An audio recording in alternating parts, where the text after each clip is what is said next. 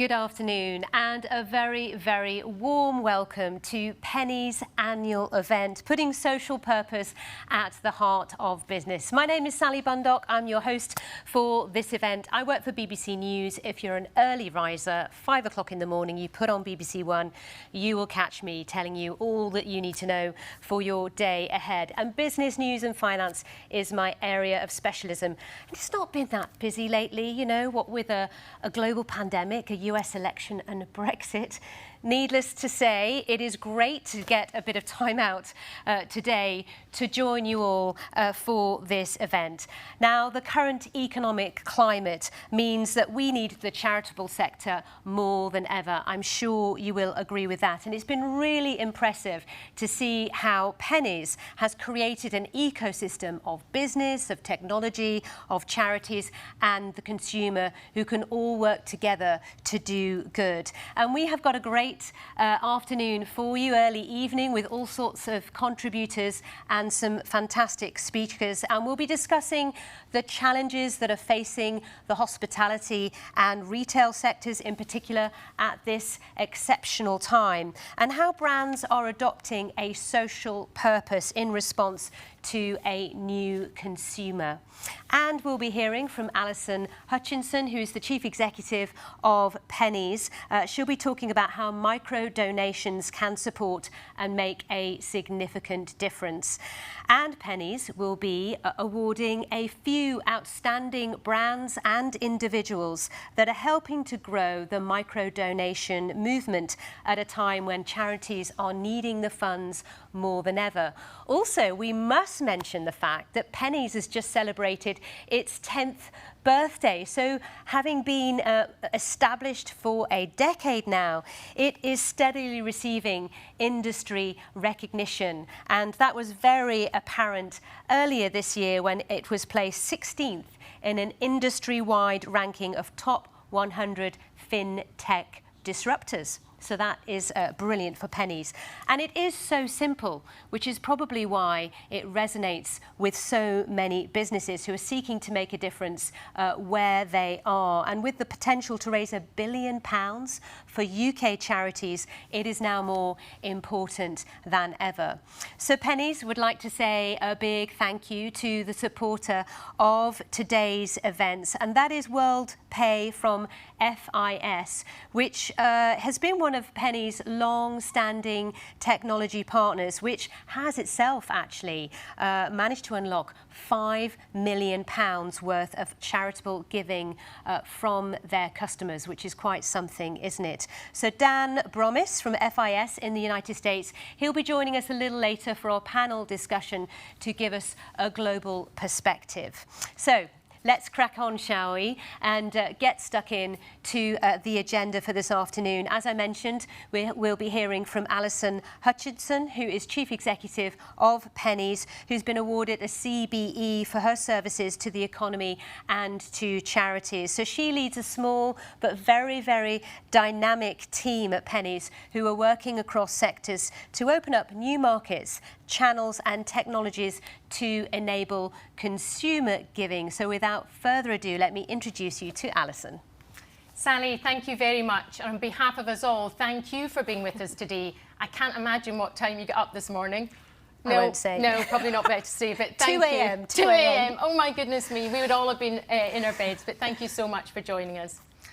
Now listen, thank you all for joining us, and I really extend a kind of warm Pennies welcome. It's not quite the event we'd normally have, but I'm sure you'll find that there's lots of inspiration and insight for you to take away. Now, 2020 just wasn't the year we all thought it would be, and that's probably the understatement of the year.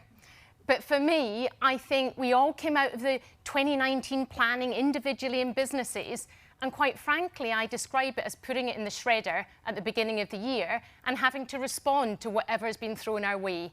And it really has been challenging at so many levels. We obviously work very closely with the retail and hospitality sector, and while for a few they've been able to take advantage and pivot or respond to the way in which consumers have been able to buy services and products, for many it's been a really torrid and horrible time, and we all know that. We're in the middle of the second lockdown in England, Wales are just opening their doors, And yes, there might be the respite of a vaccine round the corner, but it's not going to be an immediate impact. There's still things to be worked through. And I think on behalf of our whole Pennies family, I'd just like to say thank you to two special people that we'll hear from later. Helen Dickinson, who heads up BRC, and Kate Nichols from UK Hospitality. I'm sure you'll all join with me in saying, quite frankly, the way they've stood up for their industries and it made sure their voice is heard is quite superb. So thank you very much indeed, Kate and Helen. Now, if I look at the charity sector, it's been having quite a torrid time too. On one hand, we've had the amazing Sir Captain Tom. I defy anybody to not smile when you see his face or think of what he's done. And we've all therefore leaned in and raised huge monies for the NHS, who deserve every single penny. But for the rest of the charity sector, it's really been pretty tough. In fact, I was looking at a tracker, the COVID Charity Tracker, which has been run by the Institute for Fundraising, as well as the Finance Directors Group of Charities. And in September they met, and quite frankly, some of the statistics are really quite sad. 55% of charities are not sure they're going to have the resources or the finances to provide the services they need through these winter months. 52% have seen a reduction in the voluntary income, and 43% either have or soon will be having to make redundancies. And so it's really tough out there. Tough at a time that the demands on these services are going up significantly. It's been estimated at 43%. There's so much need out there. We can't understand the mental health issues that have just increased as a result of this coronavirus. The amount of abuse that we just don't want to even think about that's behind closed doors, and the need that we all have in so many different ways. It's interesting today on Remembrance Day to think about what's happened with the British Royal Legion. They've been fundraising, and I know that their CEO was quite worried about the lack of volunteers that are normally out in the street selling our poppies and making it easy for us to give a little bit to that very important need. And we haven't heard the outcome yet, but I really hope more people did things digitally than they otherwise were planning. But one of the other things that we've seen happen through this pandemic is the rise of what we've called the altruistic consumer. Of course, people need value for money, and absolutely, we've become more digitally savvy, so the transparency from retailers is so critical. But we've also seen that trust in those brands has come right up there as one of the key things that people want to really understand, because they want to buy goods and services from companies they care about. And trust isn't, I think, as simple as it used to be. It's quite complex. It involves so many different aspects to do with, have they actually lent in during this pandemic? How have they looked after their colleagues? Do they have the inclusivity and diversity they need? Are they doing something in the community? Are they giving back to charity? And yet at the same time, they've been working through survival. But this consumer is really challenging, and really challenging people to say, have you really put social purpose at the heart of your business? Not something you do on the side, but absolutely at its core. And that's why I'm delighted our guest speaker and our panellists will be exploring that exact issue to see whether that's theory or whether it's coming through in reality. Now, at the same time, all of us, or most of us, are a little bit less sure about our financials going forward. We did some research at Yorkshire Building Society and found that only 1 in 10 people have savings such that if there was a real crisis, it would only last a few days. And 1 in 7 people had no savings at all. So as we lean into this world where there's a fear of greater unemployment, greater uncertainty, the great British public who love to give are just a little bit more sensitive to whether they can commit and how much they can commit. And of course, those of you that were with us last year will remember we talked about a contactless community. The fact that most people, about a third at the time, really didn't want to use cash. They lived a complete cash-free life. Well, coronavirus has just accelerated that. Link, who run all our ATMs where we get all our cash out of the wall, they've actually said that there's 75% fewer people using cash and 54% do not want to use it at all. So while cash will be part of our society for some time, we have to take a step back and recognise there's a huge need in the charity sector. There's more demand on businesses to do more for society. You've got consumers less confident about the future, living cashless lives, and yet wanting to give back. And that's why we feel now more than ever, microdonations have a part to play, and it's time that we really grow and accelerate that movement. So if we take a real step back and look at Pennies, what's our mission? Well, Pennies' mission, for those of you that don't know, is very simple. It's to protect and grow microdonations. And actually, in doing so, as we heard from Sally, we've created a whole ecosystem of partners, over 100 partners now, who work together to make it really easy for people to give as part of their everyday lives. So that if you're shopping or buying a pizza, a consumer has the option, if they want to click and donate just a few pennies. And those pennies add up to making a really, really big difference. Now, if we look in our 10th year anniversary, I'm delighted to say we've now reached over 106 million donations from consumers. That's raised £26 million, and we've granted out to over 600 charities, local and national. But if I go back to the 23rd of March, like many of us did at the time, when we really were trying to work out what was ahead of us, we were worried. We were worried we were going to lose that momentum. 80% of our doors through retailers, whether physical or digital, shut and were not able to take donations. Now, you might ask why I'm talking about digital doors shutting, but there's many digital retailers that just weren't able to take orders. People weren't booking hotels, people weren't booking holidays. And so at that time, we were really worried. Fast forward to today, and it's a different story. I'm delighted to say the great British public have really come up trumps. We're actually 10% ahead of the number of donations right now to where we were this time last year. We'll have had more retailers join the movement this year than any other year in the last 9. And the momentum of people approaching us interested in working out how they can take a proven solution and make it work for their charities is just growing.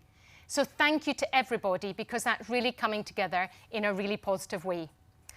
And so for us, we therefore look and say, do microdonations really matter? Do they add up? What do they really mean? Well, I think one of the things we need to get better at is storytelling. And so let me share just a few stories. If you're actually shopping at Signet when the doors are back open in a few weeks' time, then actually that's H. Samuel and Ernest Jones. Then in there, every 6 hours, their customers' donation add up to funding the education of a teacher to bring a child that's been suffering from cancer back into school with the support of Click Sargent. That's really quite phenomenal. Montezuma's that have just joined us recently, every 5 days, their customers support Children in the Edge to take a child in Uganda into a safe place and give them 12 months of sustainable education. And then at Tops Tiles, who support Macmillan, every single day, their customers' donation funds 16 hours of care from these amazing Macmillan nurses. So if anybody ever asks, does a penny count? It absolutely does. So listen, really we think microdonations is important. We know lots of you are in the journey with us, and I'd like to pass you back to Sally. Thank you so much, Alison. A really good start, and really good to hear that the donations are still going up despite this pandemic we're all experiencing at the moment. So we're now delighted to introduce to you our next speaker, which is Roisin Donnelly, who is an experienced chair and non-exec director in tech, in retail, in consumer and leisure industry. So currently in her portfolio, she's got Holland & Barrett, she's got Bourne Leisure, and also she is on the digital advisory board of Coca-Cola European Partners. So Roisin believes that companies have a very important role in making society better. She's also very, very passionate about innovation as well. It sounds like a win-win, doesn't it? So let's hear now more from Roisin. Thank you, Sally. I'm delighted to be with you all today, and really excited that we've got such a diversity of people with us on the call. No matter what business you're in, there's never been a more important time to put social purpose at the heart of your business. Many of you are doing that, and doing it really well. But those not doing it need to move fast. Tough times will pass, but resilient businesses will survive. Great companies and great leaders will grow in the face of every challenge. There's a mantra in tech that I really like, which is change has never been so fast, but it will never be so slow again. Just think about that one. 2020 has been a year of incredible change, and two changes that have affected all our businesses and the customers we serve are online shopping and a move to cashless transactions. There's been a very fast growth in customer shopping online. For example, Sainsbury's took 7 years to grow their business to 7% of sales being online. But in just 7 weeks, that doubled to over 15%. I saw a similar trend at Holland & Barrett.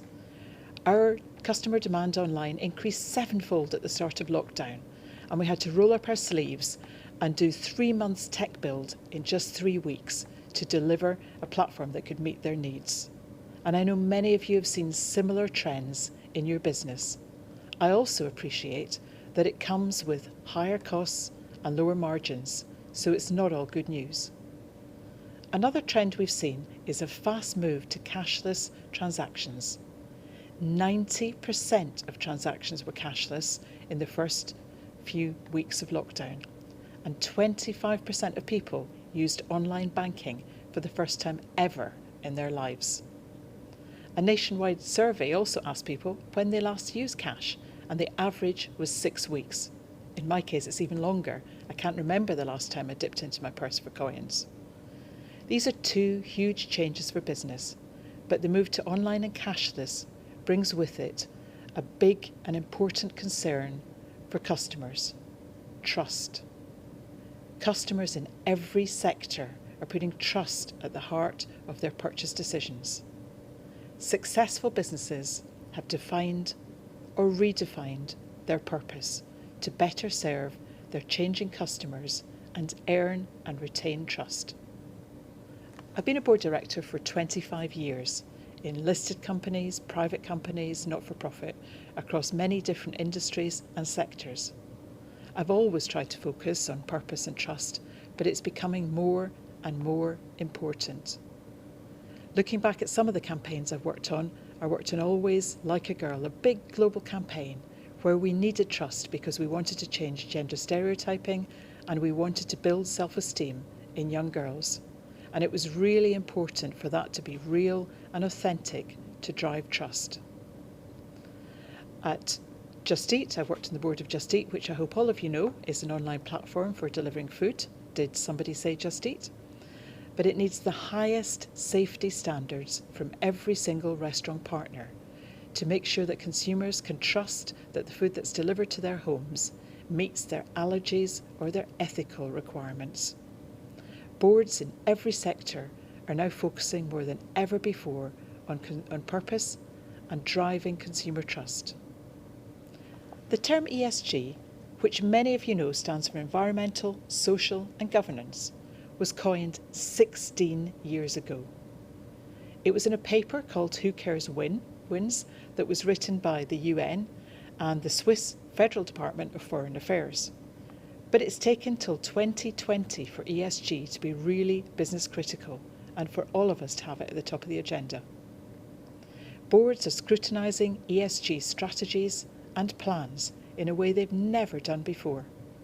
Across 2020, the percent of UK FTSEs putting ESG measures in the key KPIs for their CEO and executives to earn their bonus increased from 20% to 40%, and that's increasing every day.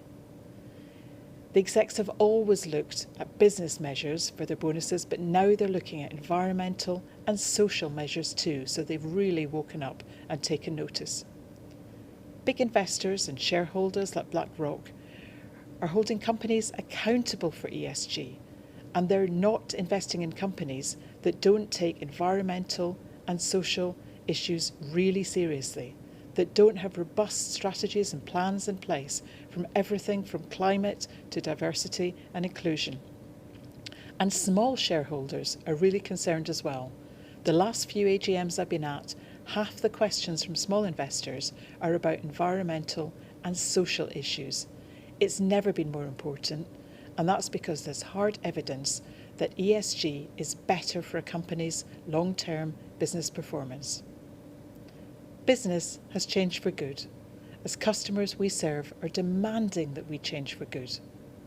Customers want to know more about the companies that they buy from. They've got more time and they're more able to research companies than ever before. They're looking at your websites, they're looking at your social media, they're looking for what other people say about your companies and your brands, they're looking at ratings and reviews. A lot of your messages go to your loyal consumers. You're putting social media out to today's fans and today's followers. But don't forget that prospective customers of tomorrow are also researching. They're looking for your social purpose. They're looking for your fit with their values. And brand rejectors or even haters are telling their stories. They're putting information or misinformation online. You just have to look at Twitter or TripAdvisor to see that all too clearly. In these changing and challenging times, Pennies is the perfect partner for our businesses, for our customers, and for charities. I've worked with many charity partners, big and small, over the years. In P&G on the Pampers brand, we worked with UNICEF. We've been working for 15 years on a campaign to eliminate mother and baby tetanus, and we've eliminated it in 16 countries. On Gillette, we worked with Movember, and I distinctly remember my head office in the US called me to ask if I'd lost my marbles, telling men not to shave for a month.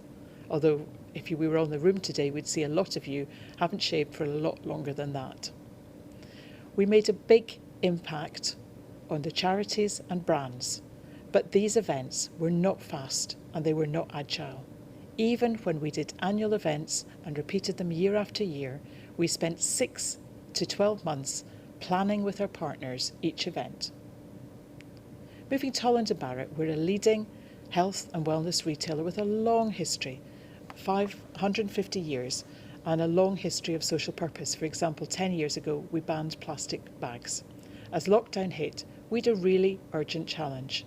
As an essential retailer, our stores could stay open, but some customers and some colleagues were having mixed feelings about that and asking if we were putting profit ahead of purpose. We wanted to quickly find a way of enabling our customers and our colleagues to support good causes at a time when much of life as they knew it was on hold. Pennies offered us the perfect fintech platform to do that. And by good fortune, our most successful and iconic event at Holland & Barrett is the Penny Sale. So it was a perfect partnership for many, many reasons, and a partnership that our board agreed very quickly indeed. The Holland & Barrett team, led by Nick, with the excellent Pennies team, delivered a plan in just 10 days, and it was implemented in stores and online. We chose to raise funds for NHS Charities Together, and the results have delivered all our objectives. A win for Holland & Barrett, a win for our customers, a win for our colleagues, and a win for our chosen charity, NHS Charities Together. We're now looking for ways to make Pennies bigger and better, and with more than 10 days, we've got lots and lots of ideas to do that. If you're already a Pennies partner, look for ways to make Pennies bigger and better. If you're not a Pennies partner, jump on the phone, jump on a Zoom call, and look for ways that your company can better serve your customers, your purpose, and drive your business results. Across 2020, we've seen daily, heartwarming stories of everyday people caring and making a difference with little acts of kindness. Good neighbours, good friends, and good people even helping strangers. People in every city, in every town, in every village, up and down the country. The NHS heroes, the shopkeepers, the teachers, the good neighbours, the good Samaritans, all making a difference. Pennies offers you a quick and easy solution that everyone can make a little difference. I can't think of a better, more relevant, more flexible partner for these challenging and these changing times. Thank you for listening. And I'd like to hand back over to Sally. Thank you, Roisin. Really, really interesting as well what you had to say. And it's becoming clear, isn't it, that all stakeholders, whether We're talking about consumers, shareholders, customers. We're all expecting a lot more from businesses, aren't we, when it comes to their role in the community, and in the time that we're in, that's becoming more critical than ever. So let's now discuss some of these issues with our panel. Thriving and not surviving, re-engaging customers, colleagues and communities in this new landscape. So as Alison's already said, we'd like to give special recognition and thanks to two of our panellists, Helen Dickinson and Kate Nichols. Kate hopefully will be able to join us. We are hoping she can join in the panel. But just to fill you in, both of these women have been working tirelessly fighting for their industries. So we really appreciate them being able to take the time out to be involved in this panel with us today.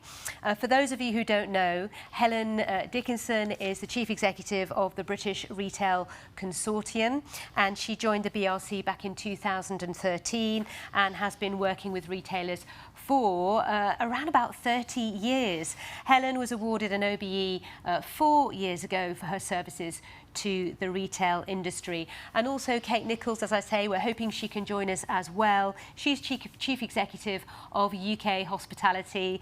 Kate is someone I've interviewed quite a few times recently on BBC News because she is a leading voice representing the hospitality sector. Kate previously worked as CEO and Strategic Affairs Director of the Association of Licensed Multiple Retailers. Among our other panellists, we have got Dan Bromis, who I mentioned earlier, who is with FIS. He's Executive Vice President, Head of North America and International Merchant, joining us from the United States. Dan, good to see you. We have John Mewett as well, who is Chief Executive of the Screwfix business. So John's an experienced retailer who has been instrumental in the growth at Screwfix. He's been with that business for 11 years. And of course, we have Alison with us as well. So we have not that long. We've got roughly around 35 minutes to discuss some really important issues. As I mentioned, thriving, not just surviving, sharing experience of social importance, environmental, social governance, and how businesses are contributing to communities. We'd love to hear from you as well. If you're watching this panel, do you feel you can get involved? Send us your questions or your comments, and time permitting, we'll be able to put them to the panel. If you use the Q&A button, that's the means to do that. And let's get started then. So if we begin with ESG and social purpose. So if we ask for all of you how you see your respective industries responding to an increasing demand from everyone, even us in the media, which is, I'm sure, very annoying for some of you, but we're all watching, whether we be customers, colleagues, shareholders, to demonstrate a social purpose. As Alison was saying at the beginning, what is the reality at the moment? Now, Helen, you've been sitting there quietly and patiently since the beginning of this event. What's your take on that? I mean, I think there's been, digital has been a gigantic theme of the last 7 months, but the other theme has been around community, the importance of connection in your local environment, whether that is from a retailer interacting with customers. We've seen all sorts of businesses. I mean, Roisin gave some examples from Holland & Barrett. I'm sure John will say what Screwfix has done, but many retail businesses doing things that have really supported their local communities. And I think this whole debate of purpose as a core driving mission, as being much more of the DNA of any business, whether it's a retail business or any sort of business, is going to be a big theme, as we go forward. And I know that many boardrooms are really thinking about how they do that. And just to give you a recent example, that's perhaps on the environmental side as opposed to the social side. I mean, just yesterday we launched our climate action roadmap. So 60 businesses committing to an ambition of net zero by 2040.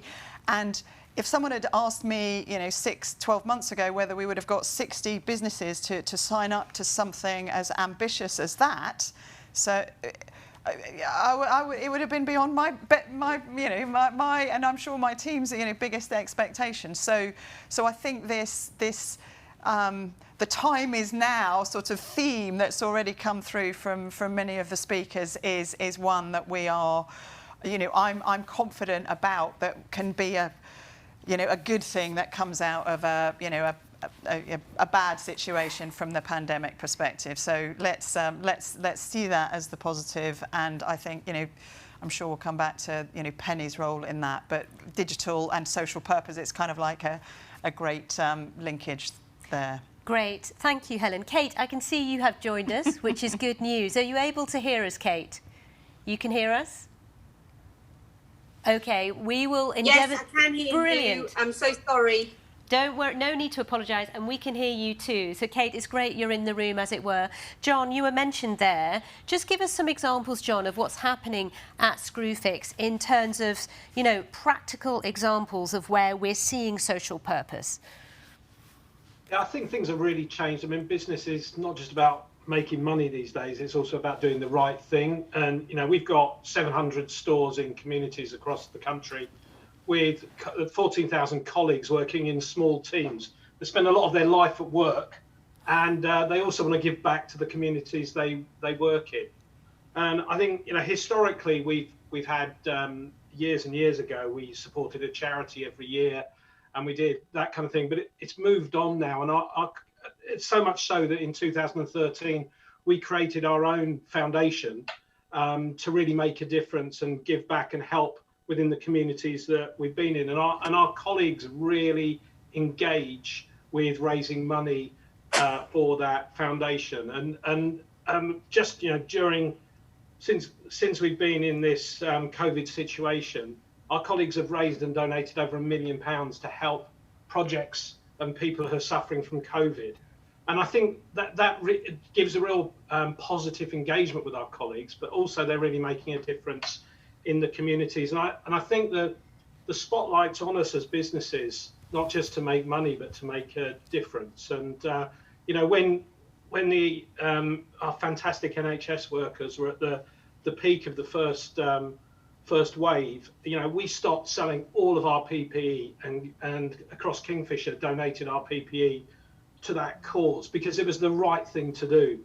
And I think now the spotlight's on, we've been an essential retailer. We've traded right the way through this whole situation. And, in fact, we've been incredibly busy. So we've taken the decision across Kingfisher as well to pay all of our furlough money back, again, because it's the right thing to do. And I think this is about, setting an example for our colleagues and the wider communities about doing the right thing, not just about making money. Kate, in hospitality, I mean, of course, the hospitality industry has been absolutely hammered this year on so many levels. To what extent have they, despite that, been able to engage with social purpose, with ESG, for example? Well, I think hospitality has always had quite a big charitable and community heart within the organisations that are represented in it. Literally the venues are in the heart of their local communities. They support so many local initiatives, local sports teams. They host local groups. All of those kind of things that they do naturally. They've continued to do that throughout the pandemic. So, it's been a huge source of inspiration, I think, to see the length to which many hospitality businesses have gone when they have been on their knees with no revenues coming in. They were the first to put their hands up and volunteer to house the homeless, to house NHS key workers. Our teams put themselves in the front line when they were sort of taking convalescents and key workers from Nightingale hospitals at the peak of the crisis. They also immediately put their hands up and said, we'll turn all of our supply chain to feed those people. So they, again, mostly on a charitable basis, they were feeding NHS staff, they were feeding key workers, they were feeding vulnerable people, they were housing and looking after vulnerable people. And then through that crisis as well, more recently, they've done exactly the same thing. When we had the school meals campaign that was running with Marcus Rashford and the discussions about potentially children not being fed through the half-term holidays, again, they were the ones who stood up and said, we'll feed them, we'll give it away free. Even though, as I say, they've lost 70%, 80% of their revenues over the course of this year. They've struggled to keep their teams on board. But the first thing that they want to do is to provide charitable work and support to their local communities. And you know, at a very simple level, some of them have turned themselves over to community Meals on Wheels and community shops. So I think that charitable instinct is really strong within the hospitality sector. The clue is in the name. You know, we do give hospitality, and it goes back to that very basic French word of being hospitable. So I think, you know, raising money for charity, funding the local initiatives, the literal charitable box on the bar, the pub bar, now translated over into digital and work with Pennies. You know, I think it's just the COVID crisis has reinforced that even more strongly within our teams and our members. And then I think, as other colleagues have said, it's about being seen to do the right thing. And that's that strong social driver about being a responsible corporate citizen. I'm talking now about the sort of the larger companies as opposed to the small independents. Being seen to do the right thing, being seen to support your community, being seen to support the needs of society. It's not just good business practice. It is an essential component of what we need to do now in order to be a responsible business environment. Really encouraging to hear that, Kate, and just to hear that, you know, it's bringing out the best in people, isn't it? This crisis we're all having to live through. Dan, does some of this resonate with you in terms of, you know, what you're seeing at FIS? You've got very much a global head-on, given your remit, as it were. What's your thoughts on what you've heard so far? Yeah, no, it's great. As a matter of fact, as Kate and John were talking, I was just nodding my head and smiling because, yeah, a lot of what, I mean, if you think about who FIS Worldpay is, right? I mean, we have 55,000 employees spread all across the globe with a very, you know, strong presence in the UK. So sometimes when you're that large, it's really difficult, I think, to operationalize sometimes, you know, local involvement. But one of the interesting things, and the timing was just, you know, worked out well, is when FIS and Worldpay came together as an organization about, I don't know, probably 12 or 13 months ago, one of the first things we did was we put together our new values, right? And one of those values was be the change. And under be the change, we talked about, you know, really that focuses on customers, it's on colleagues, and it's on community. And I think at the time we knew that was important, but we had no idea how quickly we were going to get an opportunity to actually operationalize that as COVID hit, right? So, and it's just been, for lack of a better word, inspiring to watch our employees respond in a very real way, whether it's, you know, working with our customers and doing things to waive fees and things like that, because again, it's the right thing to do. Things they've done in support of their colleagues, and then most importantly, getting involved in their communities, right? One of the upsides, if you will, of the whole COVID situation has been the fact that, you know, we've really had to push people to take their time off.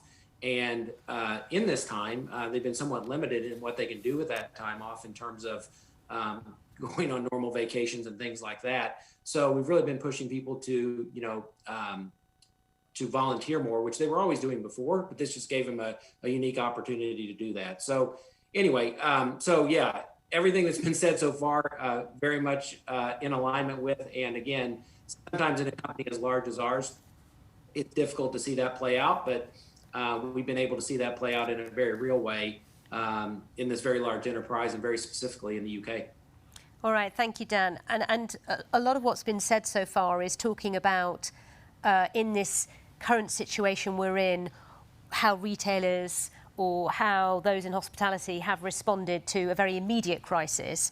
But if we think about the long term and what many are talking about, the big reset opportunity that's out there, certainly when it comes to the environment, and if we look at in the environmental aspect, you know, Helen, to what extent is that a reality for retailers as they grapple with the current challenges, the day-to-day difficulty, i.e. when can I open my shop again?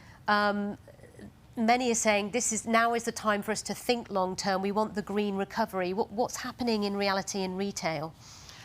Well, I think, you know, it's a sort of linkage of many of the points that have been made. I think it's the sweet spot between doing the right thing, but that being a better business for its long-term sake. So you've got the coming together of, you know, a climate emergency, a digital, certainly from a retail point of view, a big structural shift in terms of the way that people shop, that is causing, you know, lots of people to really think about how their business actually, you know, what it looks like in terms of the number of stores that they need, the number of people that they need, the roles of the people that are in the business, the role that retailers have within their local communities. But I think, you know, at its heart, it's absolutely got to be a virtuous, perfect circle, in that, you know, doing the right thing is in the medium to longer term builds a better business for the company itself, and for the environment in which it operates. So I you know, much as it's sort of a dangerous, it sort of feels like the time is now, and I kind of like, I really think we've got to take ourselves outside of the moment of the pandemic and project ourselves forward into this better future. And if everybody can align behind that, then I think it will keep us going over the dark and dismal winter months that we've got to get through before we get to that point. But I think the real, you know, the momentum is there, you know, whether it is on the environmental side, as you know, using my net zero example, whether it is all the great things that, you know, retail businesses, hospitality businesses are doing in their local communities. I just you know, we've got to stay optimistic about the future. And would you agree with that, Kate? Because of course, you know, in hospitality, many are just thinking, are we going to survive this? Never alone, what can we invest in a greener future, which is costly, isn't it? It is, but I think Helen's right, that there is this willingness to grasp the opportunity that COVID presents, because it is the one advantage that I can see for it having gone on so long is that it is a reset moment. If it had just been a quick crisis that we got through in 3 months and life had returned to normal, I think life would have returned a bit more to normal. It's too big a crisis. It's gone on too long for it to be a resumption of business as usual. And I think there's a couple of points to build on what Helen said. And actually, coincidentally, when I was watching her launching that earlier this week, and there was the talk from Barclays as well about climate zero, we were also starting to have the first discussions about a carbon neutral forum and collaborative working to set out our roadmap for hospitality in the beginning of next year. So although very live discussion within those CEOs of, oh my God, please let me get through the next 6 to 8 weeks and let me see if I can survive, there was a looking ahead to the future. And I think there's a couple of points to note about that. One is, I think hospitality is a much more collaborative industry and industrial sector than any other industrial sector that I've worked in before, but even they have their limits as to what they'll cooperate on.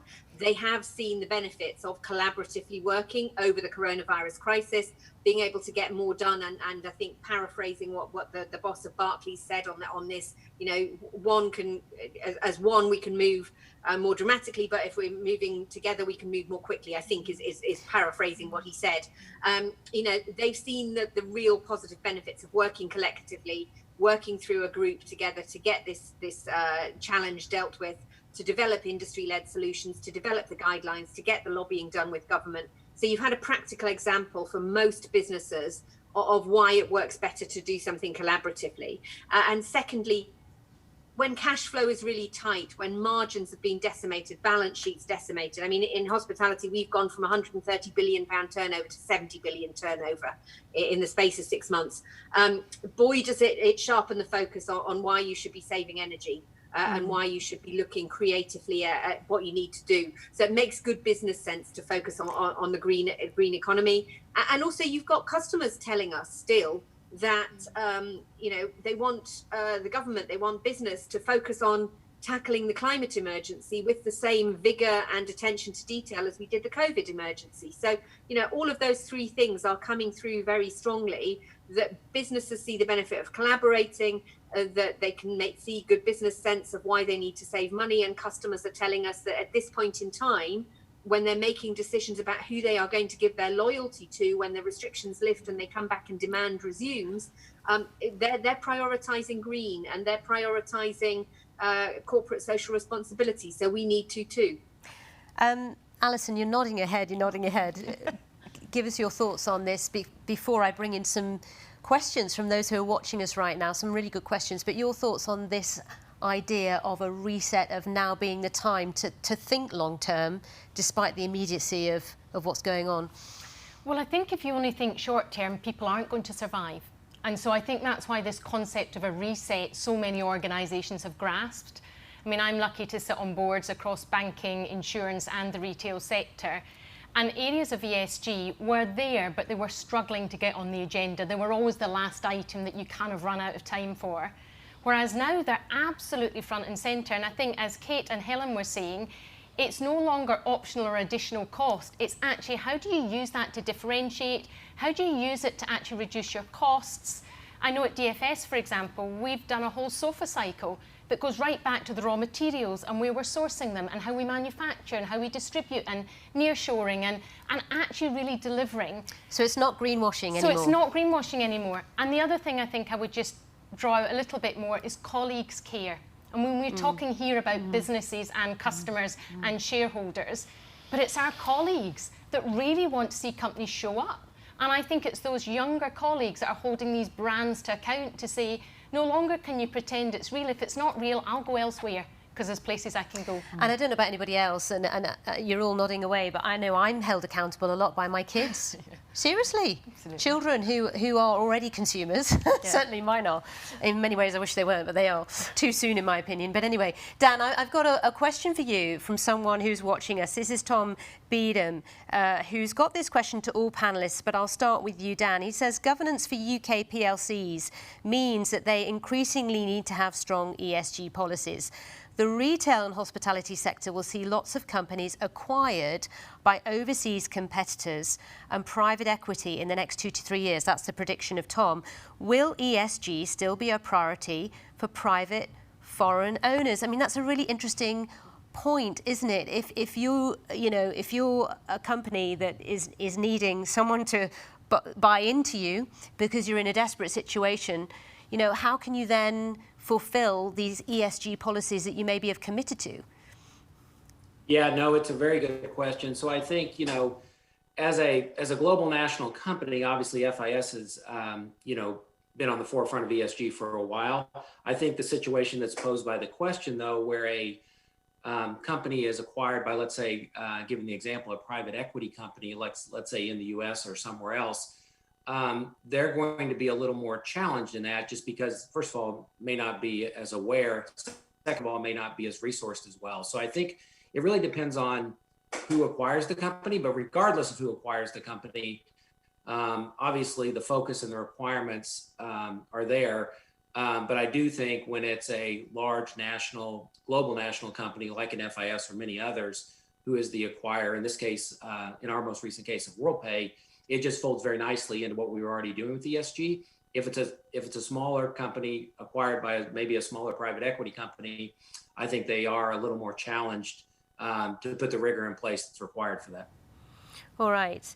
Now, John, if I bring you back in at this point, how has the COVID pandemic and lockdowns impacted donations and support offered to charities by business? I mean, you said, obviously, you've seen a real surge in business in general, in sales during this time as we all get stuck into our DIY projects.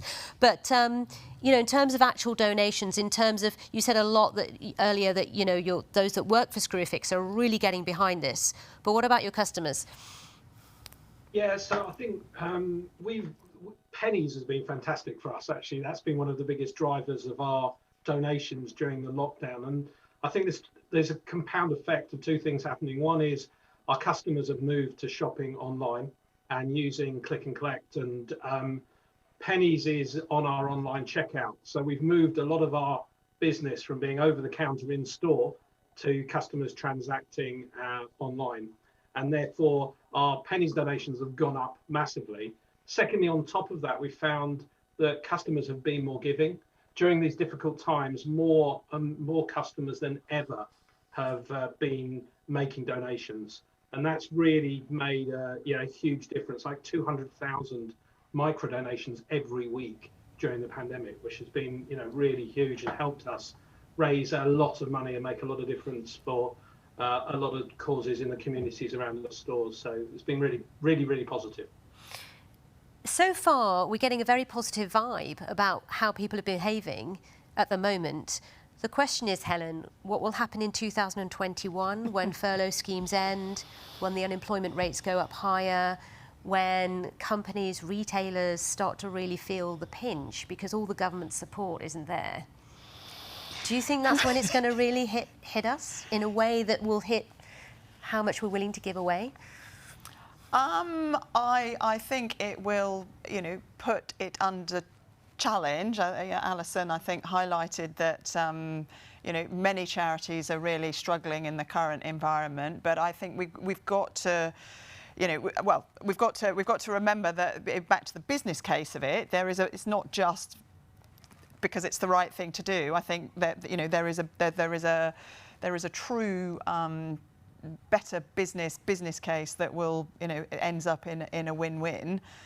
So keep that sort of optimistic sort of thrust is my first thought. And then my second thought, I mean, John talked about customers, but I think the other thing we need to remember across retail, and I'm sure Kate will say the same, if we think of while there will be a level of fallout across both of our industries, between retail and hospitality, they are the biggest private sector employers in the country. This is millions of people. I think between us, we've got 6 million people. So, before we even get to what happens to the perspectives of customers, we've got to remember that the employees, the colleagues, the people who work within the industry are themselves going to be making a lot of choices that are going to make a difference. So how business gets through that next 6 months, how retailers and hospitality businesses treat their own colleagues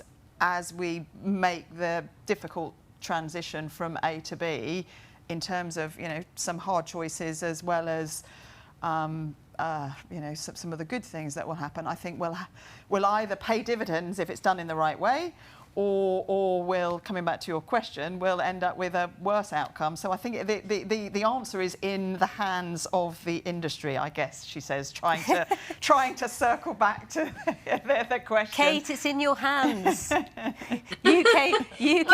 UK hospitality. I mean, in 2021, Kate, how do we keep this momentum going when it really does get tough?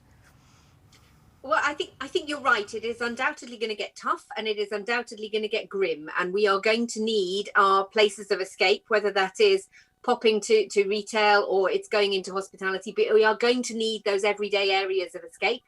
And we also know that when the going gets tough, people downgrade. So people might not go for their foreign holidays, but they're unwilling to let go of a small weekend break. And so they are going to want to do something. So we do have to hold on to the positive. It is going to get grim, but there will be places that will still trade and will still be open, and there will be a profitable business, and it will recover. We know it will recover. But what Helen's absolutely right. However many team members we lose and however grim it is, we've got to focus on their mental health and well-being. They are going to go through some really difficult times. Those who lose their jobs, but also those who retain their jobs. They're fortunate, but they're going to have a tough time. There's nothing harder than a really good, motivated hospitality person who's got nobody to serve. Go and walk around any of the bars in the sort of West End, or restaurants in the West End when they get to reopen and they don't have a full bustling Christmas. They are, their mental health will suffer. Helping them through ESG gives them a sense of purpose and well-being, and it helps to build that community spirit so that they feel they have something worthwhile. to be going out for, and we just have to hold on to that prospect that these things will return. There are certain things that are cyclical, but there are certain things that will return when demand comes back, and hospitality literally lights up our high streets. It literally lights up our communities, and they will be there for the good times to get us through the really difficult times. They got us through 2008 crash. They got us through the previous recessions. We're there to pick you up, and we'll look after you, and you can have a big hug. The roaring 20s were part of the fallout of the last big pandemic back in the late 1910s or whenever. Yeah, exactly. So But it highlights the point, though, that even when it gets tough, that's why micro donations are kind of on message, aren't they? It doesn't have to be a big investment on the part of whoever, whether it be a shareholder, a customer, someone in the street putting a penny in the tin. Is that true? Yeah, I mean, I think for us, it's when you do all the research and you speak to people, they are very generous, but they're very busy. They're quite thoughtful about their future financial stability. So we've just got to make it easy and accessible for people so that when they want to give, whether that be supporting somebody that gets back to being able to do their fun run and they get some donations for it, or whether it be when I'm in one of those restaurants, I can just top up by 50p and know I'm making a real difference. We've got to make the trigger points as part of people's daily lives and put the power to them so that they can choose when, how much, if they do and if they don't, because that's actually what makes them feel good. And I keep talking about this feel good, but actually people like to give, and we all need to feel a bit better right now. Dan, we've got a specific question for you from someone tuning in who says, what has the benefit been for Worldpay FIS supporting Pennies, for example, in terms of microdonations movement? Yeah, I mean, it's been, first of all, it's been a great partnership. And obviously during the pandemic, it's just been amplified, right? So, if you think about what we do is we make it as easy as possible for those retailers to enable this, right? So there's really no integration or work on their part. If they want to have this as part of the consumer payment experience, our job as a technology provider is to make that as simple and as seamless and as frictionless as possible. So when you look at what we've invested in our different platforms to make that easy, previously that was more of what we would call a card present experience, where somebody's in an establishment, in a brick and mortar establishment. Obviously with the pandemic, a lot of that's moved offline. Even people that had never considered, selling things in an online environment have moved there. So we've had to shift and help them do that. So we really see ourselves as the enabler in that, to connect those consumers who want to give and those merchants who want that, or those businesses that want that enabled. And we're the conduit between those two. And what would you advise to other technology companies from that perspective? Yeah, that's a great question. I think what I would advise is for them to, to really make the move as we did to do this. Back to some of the comments that were made earlier, it was the right thing to do. We did this obviously at no cost to Pennies because it was the right thing to do. We love the mission of it. We love the role we played in it. And I would just push other technology companies to be as aggressive and thoughtful in doing this as we were. Good news is we already had a lot of this in place prior to the pandemic, and we just accelerated it into online and some other avenues as the pandemic heated up. But I would just push everybody to be as passionate about it as we have been and we are. John, what advice would you give to those watching who run businesses, whether it be in retail or other sectors, who want to really try and engage with this idea? Because obviously you've seen quite a lot of success at Screwfix already. Yeah, I think having a real clear purpose of how you want to make a difference, and then Pennies just enables it on every transaction.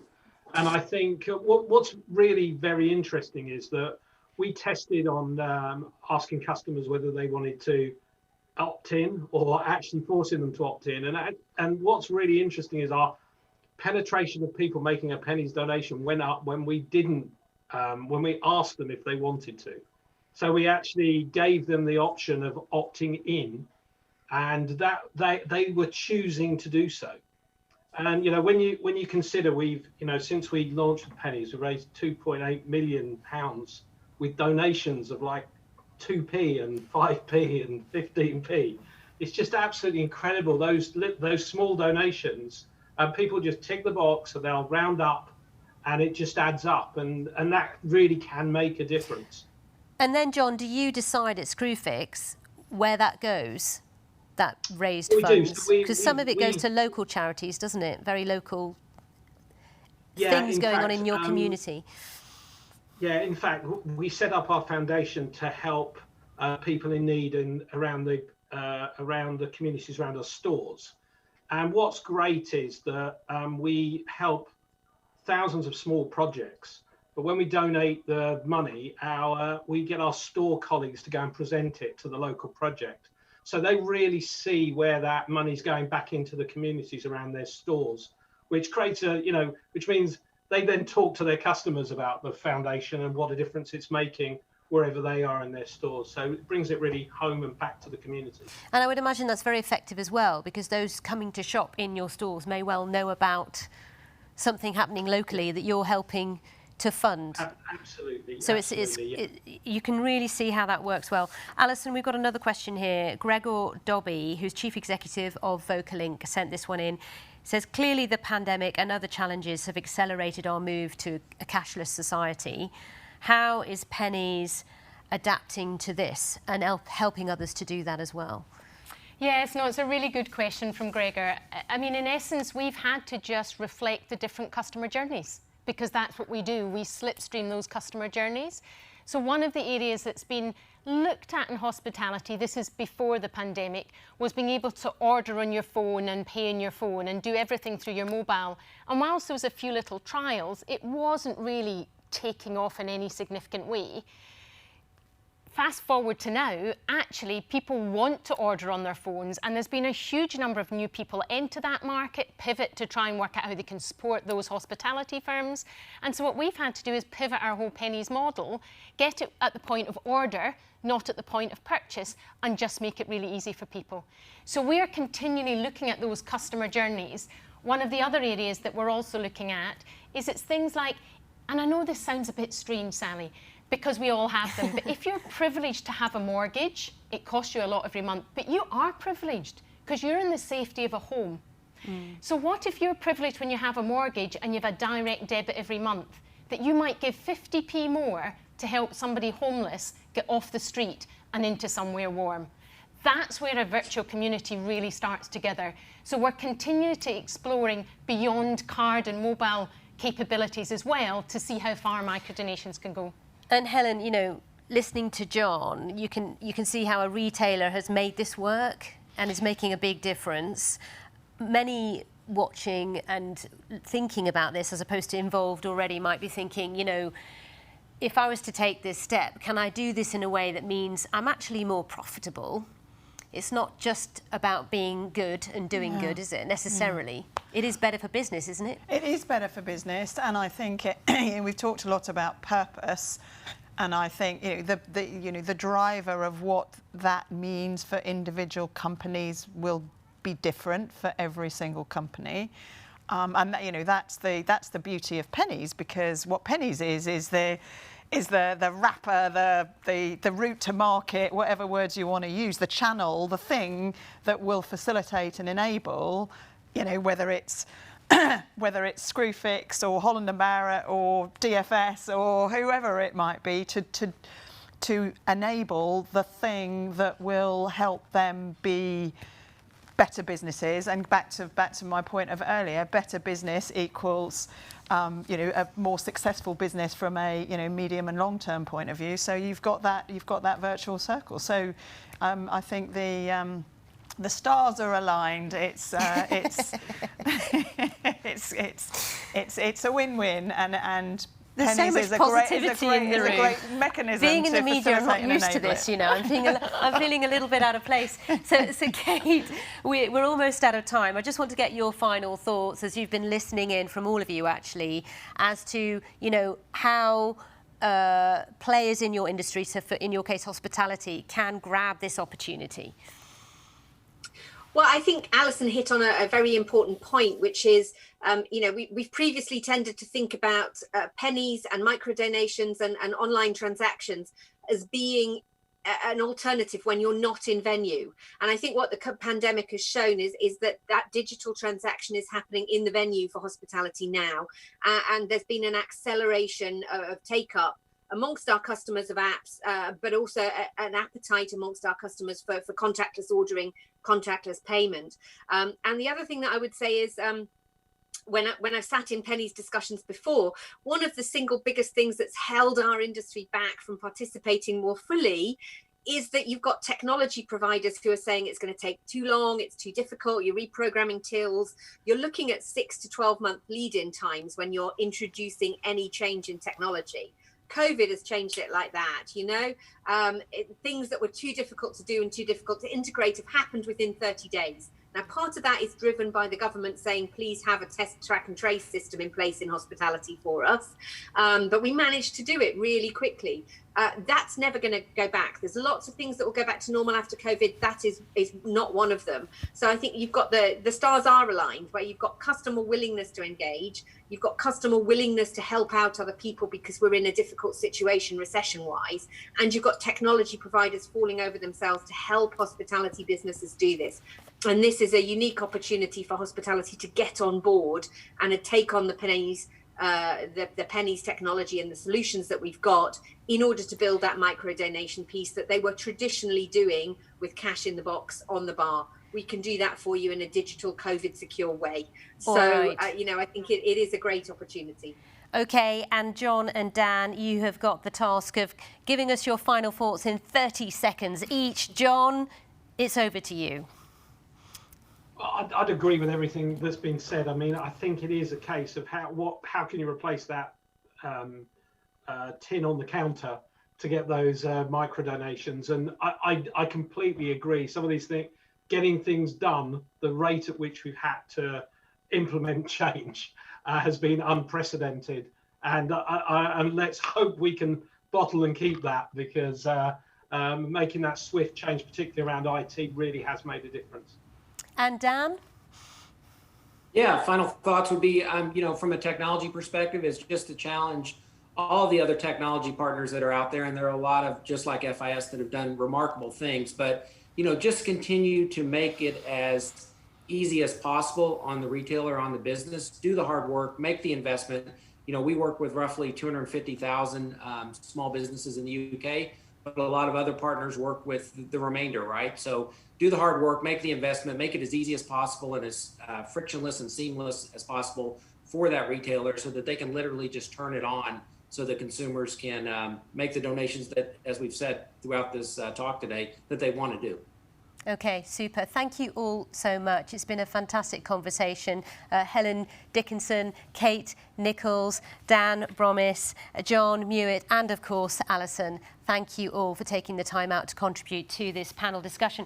And thank you too, as well. You have sent in quite a few really good questions and comments, and I'm glad we were able to weave some of them in. Apologies if yours wasn't mentioned. Well, I'm sure you will agree that that was a really frank conversation, and of course, it does highlight what we've been hearing again and again, that it's no longer sufficient to focus as a business purely on financial performance, but actually business needs to look to embed a broader social purpose and turn this into positive action. That's what's being demanded, isn't it, from so many quarters. So let's now celebrate the companies and the individuals who are doing just that.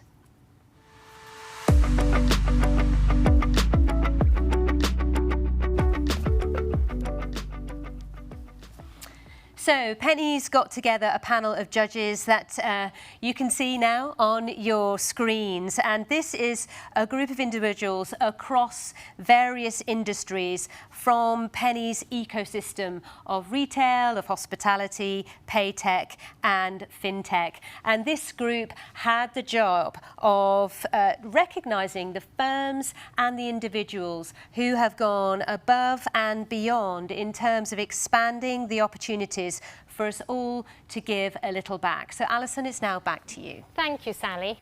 I have to say I've been most excited about this part of the event, an opportunity for us to really celebrate the amazing success of so many brands and so many individuals. Now, Pennies are actually absolutely critical that we have this ecosystem of partners, and we now have over 100 partners that we've been working with. And what we're really proud of is that all the partners that have joined us have stayed with us for the journey. So that meant that this year, in our 10 years, we thought we would try and celebrate the amount of time that some of these many partners have been with us. Now, before we share some of those brands, if we were all together in the room, there'd be whooping, there'd be cheering, and all these people would feel really great. So my ask of you, raise a glass, or maybe a cup of tea at this time of day, or go on the chat and congratulate the winners, smile, clap, just do something to let's try and all feel a bit of happiness and celebration when we go through these awards. So first up, I'd like to take a few seconds to look at the many brilliant brands that have been with us for over 2 years as part of this Pennies partnership. There's also many brands and even more that have been with us for over 3 years of this partnership. And as we look to those that have been with us for over 5, the breadth and depth of brands just grows. And we're very proud and thankful to each and every one of you. But of course, Pennies started with our pioneers. And therefore, I'm delighted to thank all the pioneers to whom we took a vision and they leapt in with us and wanted to really test if microdonations could matter. And I guess it's fair to say the rest is history. Now, when I took all these awards to the judges, they were particularly keen to recognise 1 or 2 people from these pioneering partners. And therefore, I'm delighted to announce our first award is a Special Recognition Award.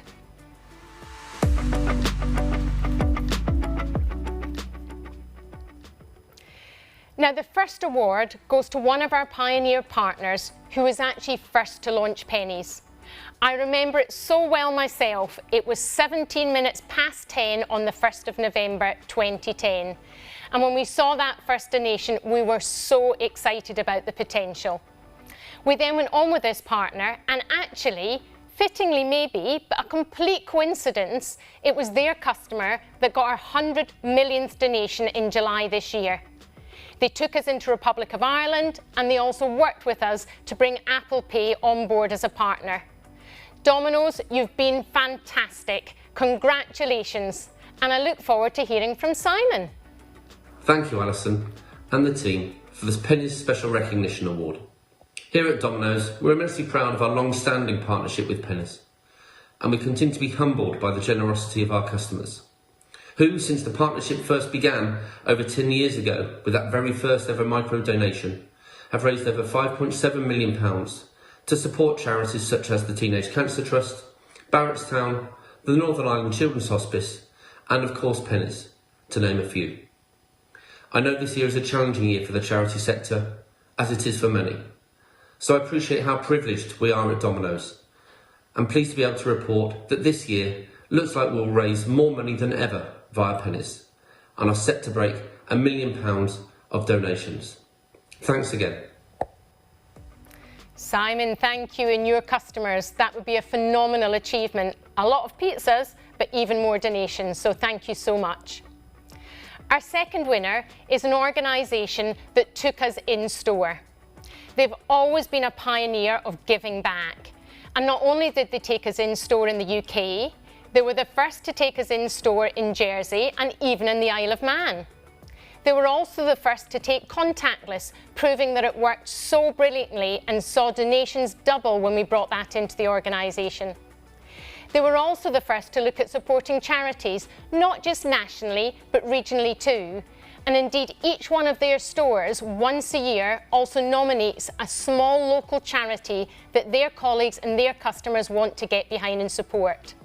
The Entertainer, you've been an absolute pioneer, and thank you so much for everything you've done for us. Let's hear from Gary Grant, their founder. Dear Alison and the team at Pennies, well, you can imagine my delight when I received your email regarding this award, the Special Recognition Award from Pennies. Well, little did I know 9 years ago that we could potentially, in 9 years, take an average of £500,000 a year, nearly £4 million were the donations in pennies, where our customers rounded up to the nearest pound. Some 8.7 million donations. So I've been delighted to be on the Pennies journey. I've been delighted to be an ambassador for Pennies, and I am so pleased that the momentum of retailers and business getting behind Pennies is picking up year on year. So Alison and the team, well done. Gary, you really are an inspiration, and I thank you from the bottom of my heart. Earlier today, we were talking about companies that put social purpose at the core of everything they do. And I think you and the entertainer are just a super example of the benefits that can bring and the impact it can have. Now, our next award is the Breakthrough Award.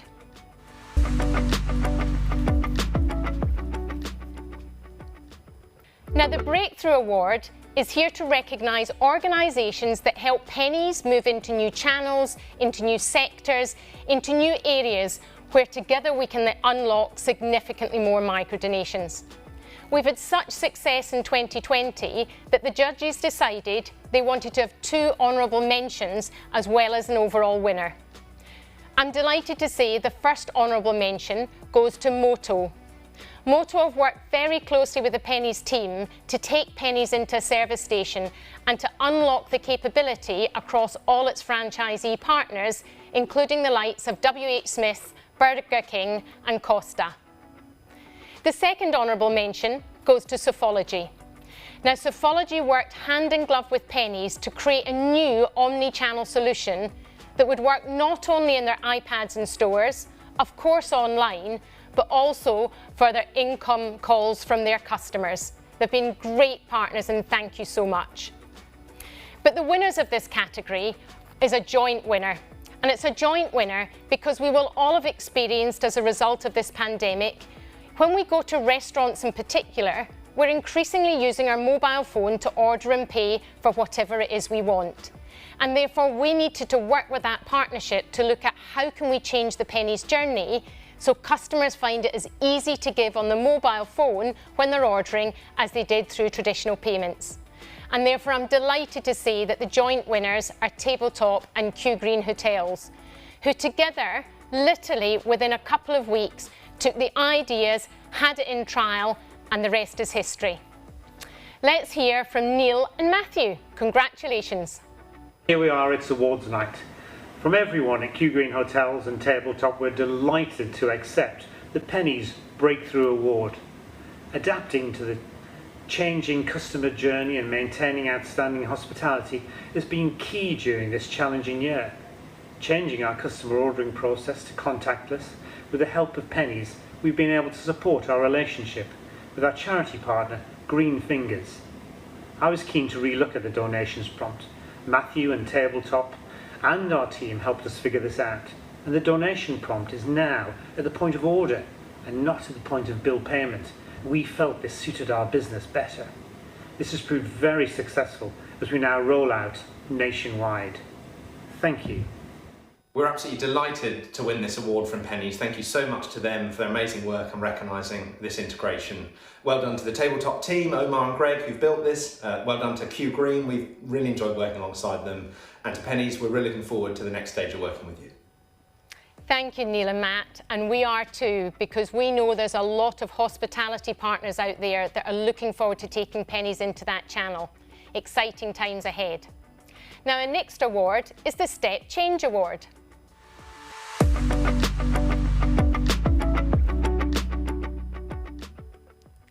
Now, the Step Change Award was put in place to recognise those organisations that are really accelerating Pennies and opening it out for more consumers to be able to donate. Again, it was a tough set of decisions for the judges, so they have 2 honourable mentions and 1 overall winner. The first honourable mention goes to Global Payments. We've worked for years with Global Payments, but particularly in the last year, there's been a growth in the number of merchants approaching us through Global Payments and going live with Pennies. In fact, in the last 3 months, we've had 3 new merchants go live, including the Moto Group, Euro Car Park, and the Hendig Park Group. The second honourable mention goes to Magento and Montezuma's.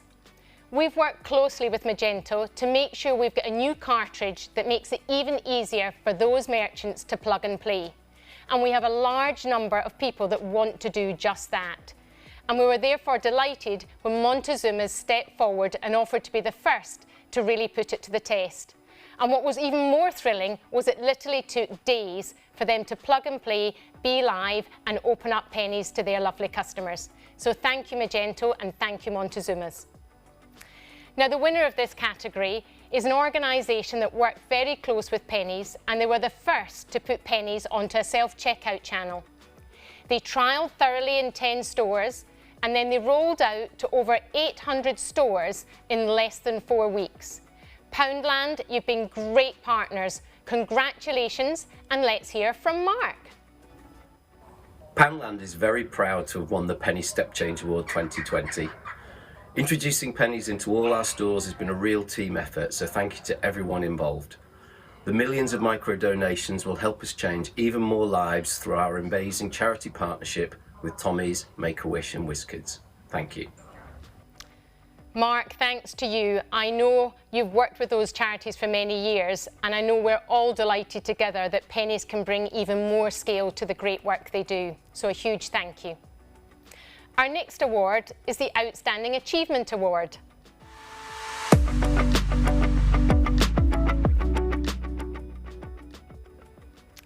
Now, the Outstanding Achievement Award is to recognise organisations, particularly in 2020, during these challenging operational times, that have really gone above and beyond and grown quickly.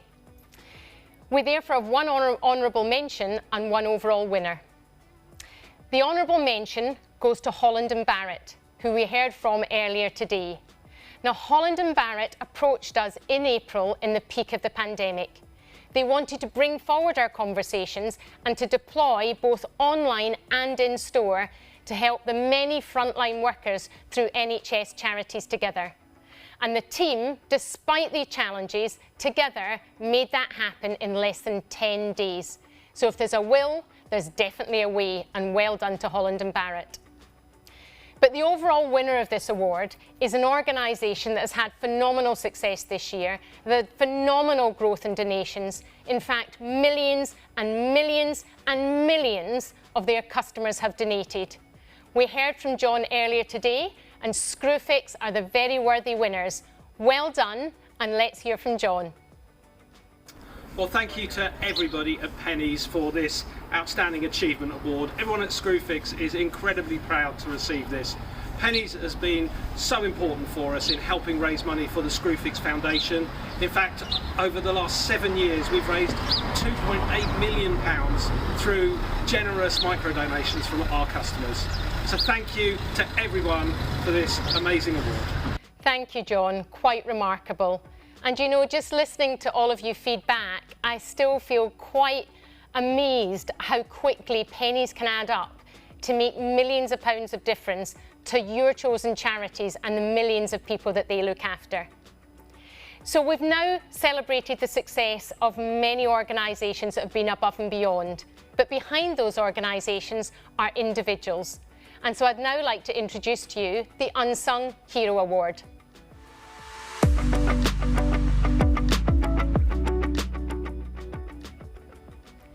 Now, the Unsung Hero Award was designed to recognise those people typically in the front line, typically in operational roles, that are going above and beyond to make it easy for people to join into Pennies and to really help grow the movement.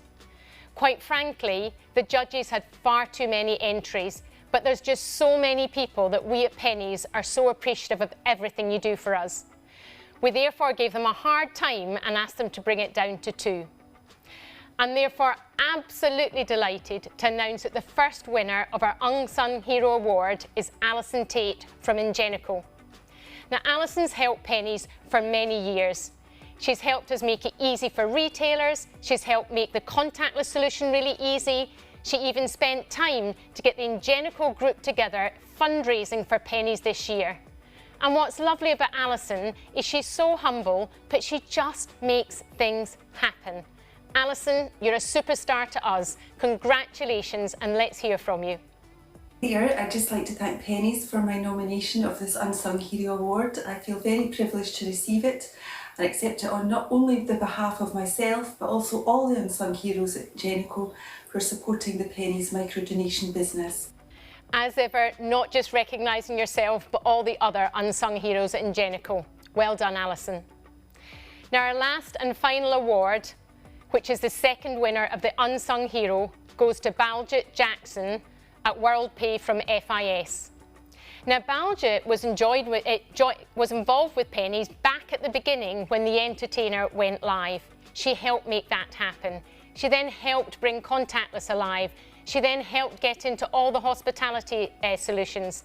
Baljit's been there every step of the way and is always one step ahead. And what's lovely about Baljit is she's very quiet, but she's so passionate and so positive, it's an inspiration to all.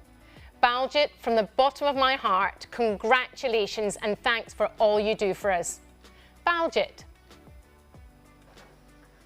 Hello friends, I feel honoured and delighted to receive the Pennies Unsung Hero Award. I've been a firm believer in the value of your work ever since I was first introduced to Pennies almost 10 years ago. I and the whole team at FIS Global feel privileged to have been a part of the Pennies success story. Thank you so much. Thank you, Baljit. You really are an inspiration to us all. That brings us to the end of our award section today. I hope you've all congratulated, cheered, done something at home to recognise these amazing people and organisations who, quite frankly, work to help us make sure we can grow the microdonation movement, because microdonations really do matter. Thank you so much, and I'll hand you back to Sally. Thank you very much, Alison. Wow, what a set of individuals and businesses that were highlighted there who've really adopted Pennies, carrying with them the passion as well as the action. Really quite some incredible stories. So now, Alison, at the end of the panel, I asked all those contributors to give us their final thoughts. What are yours? Well, firstly, Sally, can I say thank you so much for giving us your time today. You've been absolutely brilliant. I'm sure everybody at home are really delighted you're here with us, so thank you. Do you know, back last year when we had our event, somebody came to me and said, when you leave a Pennies event, you just somehow feel a bit more positive and a bit more passionate. And they asked me what the secret sauce was. How do you bottle it up? How do you make it happen? And of course, we have no idea. But my whole plea today is I hope, although we're digital, I know we're all remote, but I just hope today you've got some positivity and some inclination to want to do something even more along this journey. Now, we thanked and recognised lots of people there who are absolutely amazing, but I also just want to recognise that we as Pennies, as a charity, are fundamentally dependent on some of our long-term, multi-year core funders. And in particular, the Pears Foundation and the Oak Foundation were there at the very beginning when we took our vision of microdonations, and they've stayed with us and are still by our sides, holding our hand as we unlock this next chapter. So a huge thank you.